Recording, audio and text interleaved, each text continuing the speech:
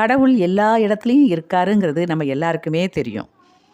ஆனால் உணர்வு பூர்வமாக நம்ம மனசார கடவுள் எல்லா பக்கம் இருக்காருங்கிறத உணர்றோமா, அதுபடி செயல்படுறோமா, அதுதான் நம்ம இப்போ பார்க்க போகிற டாபிக். கோயிலுக்கு போகிறோம், நல்லா நீட்டாக போகிறோம், உள்ளும் புறமும் சுத்தப்படுத்தி நீட்டாக கோயிலுக்கு போய் உட்காந்து மற்றவங்களோட எந்த அனாவசிய பேச்சும் வச்சுக்கிட மாட்டோம். கடவுளை நோக்கி நம்ம மனசை செலுத்துகிறோம். ரொம்ப வயசானவங்க வந்தாங்க, நம்ம சேரில் இருக்கோம் அப்படின்னா நம்ம எந்திரிச்சு அவங்களுக்கு இடம் கொடுக்குறோம். பக்கத்தில் உள்ளவங்க பாட்டு புத்தகம் கொண்டு வரல அல்லது பைபிள் கொண்டு வரலன்னா நம்ம பைபிளையும் புத்தகங்களை அவங்க கூட ஷேர் பண்ணுறோம். சின்ன பிள்ளைகள் சேட்டை பண்ணிச்சுன்னா சத்தம் போட்டு அவங்கள அமைதியாக்குறோம்.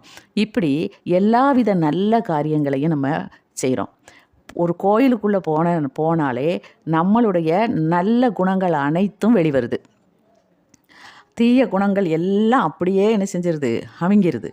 நல்ல குணமாக நல்லவங்களாக நம்ம கோயிலுக்குள்ளே இருக்கிறோம்.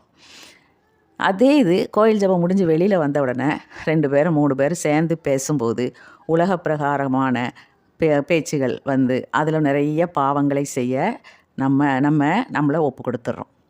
இந்த மாதிரி தான் நடக்குது.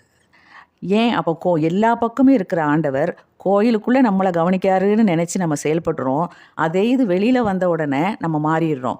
அப்போ வெளியிலையும் கடவுள் நம்மளை பார்த்துக்கிட்டு தானே இருக்கார், எல்லா இடமும் இருக்கார், அங்கேயும் இருக்கார் அப்படிங்கிறத ஏன் நம்ம உணர மறுக்கிறோம்?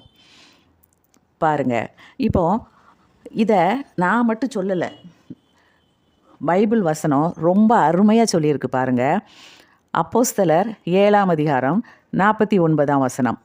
வானம் எனக்கு சிங்காசனமும் பூமி எனக்கு பாதப்படியுமாய் இருக்கிறது. எனக்காக நீங்கள் எப்படிப்பட்ட வீட்டை கட்டுவீர்கள்? நான் தங்கியிருக்கிற தக்க ஸ்தலம் எது? இவைகள் எல்லாவற்றையும் என்னுடைய கரம் உண்டாக்கவில்லையா என்று கர்த்தர் உரைக்கிறார் என்று தீர்க்கதரிசி சொல்லியிருக்கிறானே. அப்படிப்பட்ட ஆண்டவர் எல்லா பக்கமும் இருக்கார். கோயிலுக்குள்ளே நம்ம எப்படி பிஹேவ் பண்ணுறோமோ அதே மாதிரி வெளியில் வந்தாலும் எங்கே இருந்தாலும் பூட்டிய அறைக்குள்ளே தனியாக நம்ம இருந்தாலும் அதே எண்ணத்தோட கோயிலுக்குள்ளே நம்ம எப்படி இருந்தோமோ அதே மாதிரி நம்ம பிஹேவ் பண்ணால் அதுவே கடவுளுக்கு நம்ம கொடுக்கக்கூடிய மிகப்பெரிய மரியாதை. அப்படி செய்வோம், ஆண்டவருக்கு பிள்ளையாக நடந்து கொள்வோம்.